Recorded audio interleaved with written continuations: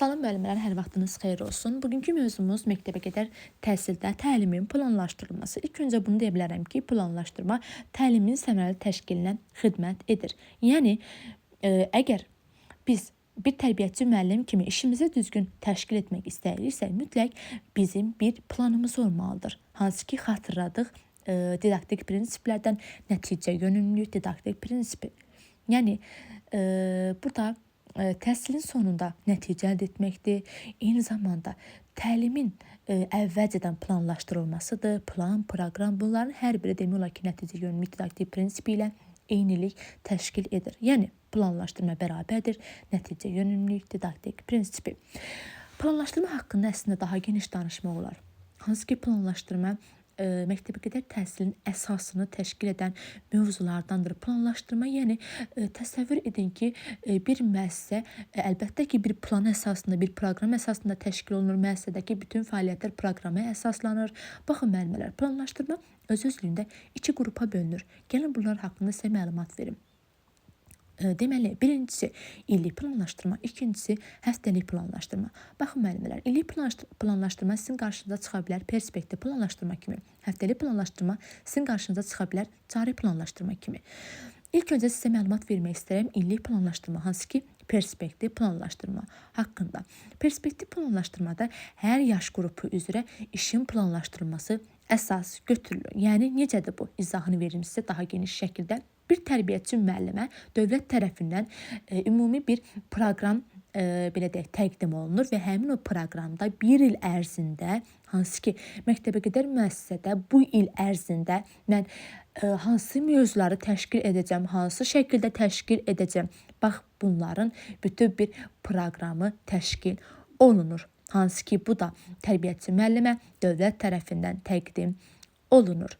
Baxın müəllimələr, illik planlaşdırmada məqsədin yazılma ardıcıllığı var. Gəlin buna nəzər yetirək. Üzr istəyirəm, hansı ki, məşğələnin yazılma ardıcıllığı var, buna nəzər yetirək. Bu zaman biz ilk öncə standartı qeyd edirik. Baxın müəllimələr, standart zamanı heç bir limit yoxdur. Yəni, standart zamanı bir standart mı qeyd edəsiniz, 2 standart mı qeyd edəsiniz, bunun üçün bir limit təşkil olunmayıbdır. İlk öncə standart yazılır, daha sonra məşğələ yazılır, daha sonra mövzu yazılır, daha sonra inteqrasiya, resurs və tarix. Bu oldu illik planlaşdırmanın ardıcıllığı. Bunlar bu ardıcıl şəkildə yazılır. Bu formada qeyd olunur. Və bir də var qeyd etdiyimiz kimi həftəlik planlaşdırma. Baxın müəllimlər, həftəlik planlaşdırma qeyd etdiyimiz kimi həm də cari planlaşdırma hesab olunur. Cari planlaşdırma nəyə deyildi? Ayrı-ayrı məşğələlər və eyni zamanda məşğələdən kənar fəaliyyətlərin planlaşdırılması. Məsəl üçün, sizə misal göstərirəm. Ətraf ailə məşğələsinin hər bir mövzusunun ayrı-ayrılıqda planlaşdırılması. Bu nə oldu? Cari planlaşdırma. Və yaxud da ki, biz dedik ki, məşğələdən kənar fəaliyyət dedik. Məşğələdən kənar fəaliyyətlərində biz nələr nəzərdə tuturuq? Əlbəttə ki, oyun fəaliyyəti ola bilər, əlbəttə ki, əyləncə ola bilər, əlbəttə ki, sağlamlaşdırıcı tədbirlər ola bilər. Bunların hər biri məşğələdən kənar fəaliyyətlərdir. Baxın, həm məşğələlərin, həm də məşğələdən kənar fəaliyyətlərin hər birinin ayrı-ayrılıqda planlaşdırılması oldu cari planlaşdırma. Ətraf ailəm olmasın, təsvir incəsənət məşğələsi olsun və yaxud da ki, məntiqi riyazi təfəkkür məşğələsi olsun. Bu məşğələlərdə keçirilən bütün mövzuların, həftə ərzində keçirilən bütün mövzular ayrı-ayrılıqda planlaşdırılır. Daha sonra, baxın müəllimələr, biz illik planlaşdırmanın ardıcıllığını qeyd etdik və indi isə keçid edək cari planlaşdırmanın ardıcıllığına. Bu zaman ardıcıllıq nisbətən dəyişir. Hansı ki, ilk öncə biz qeyd edirik standartı, daha sonra mövzunu, daha sonra məqsədi, daha sonra inteqrasiyanı, iş üsulunu, iş formasını, iş üsulunu və sonunda gəlir resurslar. Baxın müəllimələr, standart nə həftəlik planlaşdırmada, nə də cari planlaşdırmada heç bir limiti yoxdur. Sadəcə, cari planlaşdırmada qeyd olunan standart, belə deyək, mövzuya əsasən seçilən standartdır. Yəni, mövzudan asılı olaraq dəyişə bilər. Və cari planlaşdırmada bizim qeyd etdiyimiz məqsəd alt standartlardan çıxır və biz öyrənmişdik ki, məqsəd maksimum 4 sayda, 3 sayda verilə bilər. Nə üçün biz məqsədi çox vermirik? Bu, uşağı həddən artıq yükləməyimizə səbəb ola bilər. Və inteqrasiya zamanı əlbəttə ki, inteqrasiyadan daha çox məşğələnin mərhələlərindən hansı ki, tətbiq etmə mərhələsində istifadə olunur. Gəlin bunlar haqqında sizə daha geniş məlumat verim. Məşğələnin mərhələləri 3 mərhələyə əsasən təşkil olunur. Hansı ki, birinci mərhələ gəlir aktuallaşdırma və motivasiya. Baxın müəllimələr. Aktuallaşdırma və motivasiya mərhələsində artıq belə deyək, uşaqları stimullaşdırmaq əsas götürülür. Uşağın marağını məşğələyə cəlb etmək əsas götürülür. Uşağı həvəsləndirməkdir. Bunların hər biri motivasiya vermək deməkdir. Demək olar ki, baxın, bir tərbiyəçi müəllim kimi əgər siz düzgün motivasiya qurmuşsunuzsa, deməli siz məşğələnin 50%-ni uşağa öyrətmiş hesab olunursunuz. Əsl motivasiya uşaqları sona qədər məşğələyə cəlb etməkdən ibarətdir. Əlbəttə ki, baxın, əgər sən bir tərbiyəçi müəllim kimi məşğələni düzgün qurmursansa, məşğələnin gedişatı düzgün şəkildədirsə, məşğələ barəsində uşaqlarda maraq oyatmısansa, artıq sən motivasiyanı düzgün qurmuş olarsan. Amma elə də olur ki, motivasiya qurmaq çətin olur, motivasiya vermək belə deyək, nisbətən çətinləşir. Bu zaman biz aktuallaşdırmadan istifadə edirik. Aktuallaşdırma nə edir? Bunun haqqında məlumat vermək istəyirəm. Aktuallaşdırma uşaqlarda bildikləri məlumatları üzə çıxarmaqdır. Məsəl üçün, bugün mənim mövzum olacaq meyvələr mövzusu. Mən uşağın meyvələr haqqında bildikləri məlumatları üzə çıxarmaq istəyirəmsə, mən onlara suallar verə bilərəm. Məsəl üçün, uşaqlar, siz hansı meyvələri tanıyırsınız? Ən çox sevdiyiniz meyvələr hansılardır və yaxud da ki, sadaladığınız meyvələrdən hansı qırmızı rəngdədir, hansı sarı rəngdədir? Bu kimi artıq uşaq bildikləri məlumatları üzə çıxarmış olacaq. Budur aktuallaşdırma mərhələsi. Və bizim ikinci mərhələmiz oldu dərk etmə mərhələsi. Baxın müəllimələr, dərk etmə mərhələsində adından da bəllidir. Yəni bu mərhələ məşğələmizin əsas mahiyyətini dərk etdirən bir mərhələdir. Məşğələmizin əsas mahiyyəti dərk etmə mərhələsində üzə çıxmış olur. Dərk etmə mərhələsində artıq uşaq bilik və bacarıqları öyrənməyə başlayır. Artıq uşaq yeni biliklər qazanmağa başlayır. Artıq dərk etmə mərhələsi zamanı fikir mübadiləsi baş verir. Və bizim sonuncu mərhələmiz oldu tətbiq etmə mərhələsi. Tətbiq etmə mərhələsində artıq uşaq bildiyi məlumatları, bilik və bacarıqlar tətbiq etməyə başlar və bu tətbiq oyunlar formasında həyata keçirilərsə daha yaxşı nəticə vermiş olar. Bəzən tərbiyəçi müəllimələr test zamanı bunu qarışdırırlar. Hansı ki, var tədqiq, var tətbiq.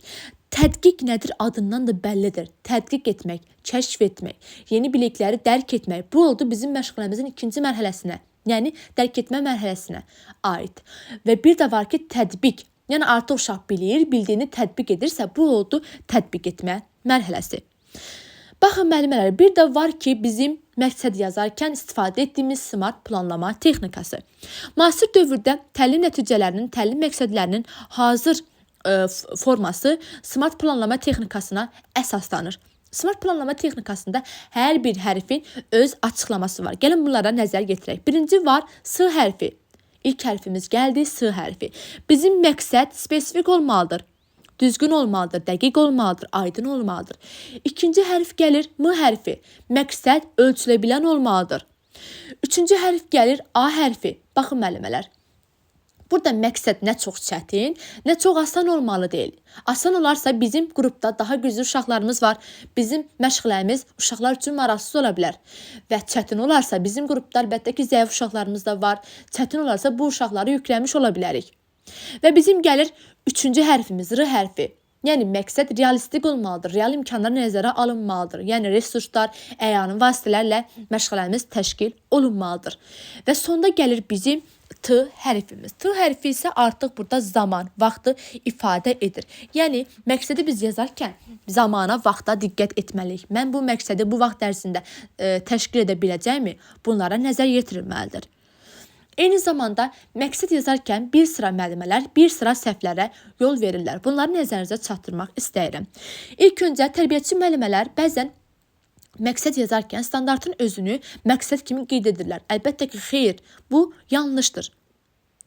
Eyni zamanda bir məşğələyə 3-4 saydan çox məqsəd yazırlar. Xeyr, 3-4 saydan çox məqsəd olarsa, bu uşağı yükləmiş hesab olunmuş olarıq. Bəzən müəllimələr məqsəd haqqında uşaqlara məlumat vermirlər. Düşünürlər ki, bu gərəksiz məlumatdır. Xeyr, uşaq məqsədi bilməlidir. Uşaq məqsəd haqqında məlumatlı olmalıdır. Uşaq nə öyrənəcəyini bilməlidir. Yəni, məqsəd uşaq yönümlü olmalıdır. Eyni zamanda bəzən stativ feillərdən istifadə olunur, hansı ki gördü, bildi, eşitdi, bu kimi feillərdən istifadə yanlış hesab olunur. Bunun yerinə görür, bilir, eşidir kimi feillərdən istifadə düzgün hesab olunur. Baxın müəllimələr, bunları sizin diqqətinizə çatdırmağı belə deyək, zəruri hesab edirəm. Hansı ki, dərk etmə mərhələsindən sonra, yəni tətbiq etmə mərhələsinə keçməzdən əvvəl uşaqlara idman dəqiqələri verilməlidir. Hansı ki, uşaqlar bu zaman zehni cəhətdən gərginlik yaşayırlar. Axı dərk etmə mərhələsində uşaqlar yeni biliklər öyrənirlər və həmin biliklər zamanı uşaqların beyinləri yorulmuş olur.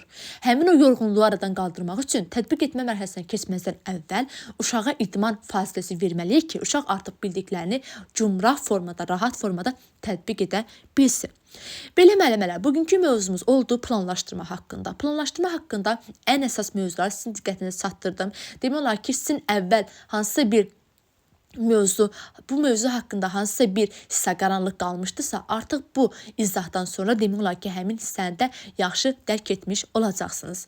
Güman edirəm ki, izahı bəyəndiniz. Əgər bəyəndinizsə, videonu bəyənməyi, şərh yazmağı unutmursunuz.